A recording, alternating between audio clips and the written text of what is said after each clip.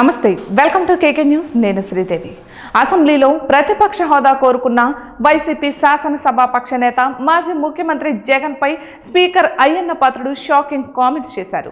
తనపై అభియోగాలు పేలాపనలు ఆరోపణలు చేస్తున్న జగన్ ను సభాపతి హోదాలో క్షమించి వదిలేస్తున్నట్లుగా చెప్పారు.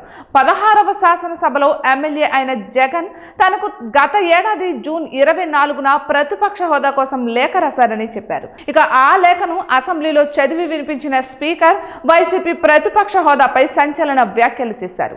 వైసీపీకి ప్రతిపక్ష హోదా ఇచ్చే విషయంపై స్పీకర్ అయ్యన్న పాత్రుడు తన వైఖరి స్పష్టం చేశారు. ప్రతిపక్ష హోదా ఇద్దామని భావించిన తనపై లేనిపోని ఆరోపణలు విమర్శలు చేస్తున్నారని ఆరోపించారు. ఈ విషయంపై వైసీపీ కోర్టును ఆశ్రయించిందని తనను శాసనసభ వ్యవహారాల మంత్రిని ప్రతివాదులుగా చేయాలని కోరిందని సభకు తెలిపారు. అయితే అడ్వకేట్ జనరల్ కోరిన మీదట కోర్టు తమను ప్రతివాదులుగా చేర్చలేదని చెప్పారు. ఇక కోర్టులో హోదాపై పిటిషన్ పెండింగ్ లో ఉన్నందున తాను ఏ నిర్ణయం తీసుకోవడం లేదని సభకు నివేదించారు. ఇక ప్రతిపక్ష హోదాపై జగన్ హైకోర్టుకు వెళ్లారు. న్యాయ ప్రక్రియ కొలిక్కి వచ్చే వరకు వేచి చూద్దామనుకున్న ఇటీవల వైసీపీ ఎమ్మెల్యేలు చేసిన కామెంట్స్ నాకు తెలిసాయి. ఎంతటి వారిపైనైనా అసత్యాలు ప్రచారం చేసే ధోరణిలో జగన్ వ్యవహరిస్తున్నారు. వారు చేస్తున్న ఆరోపణలు గందరగోళానికి దారితీస్తున్నాయి. స్పీకర్ దురుద్దేశాలు ఆపాదించడం సభా నియమాల ఉల్లంఘన కిందకు వస్తాయి.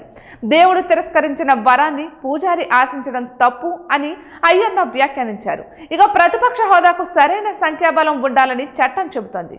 175 మంది సభ్యులు ఉన్న శాసనసభలో కనీసం 18 మంది ఎమ్మెల్యేలు ఉంటే తప్ప ప్రతిపక్ష హోదా లభించదు. అంటే కనీసం 10% సభ్యులు ఉంటేనే ప్రతిపక్ష హోదా వస్తుందనే నిబంధనను గతంలో జగనే ప్రస్తావించారు.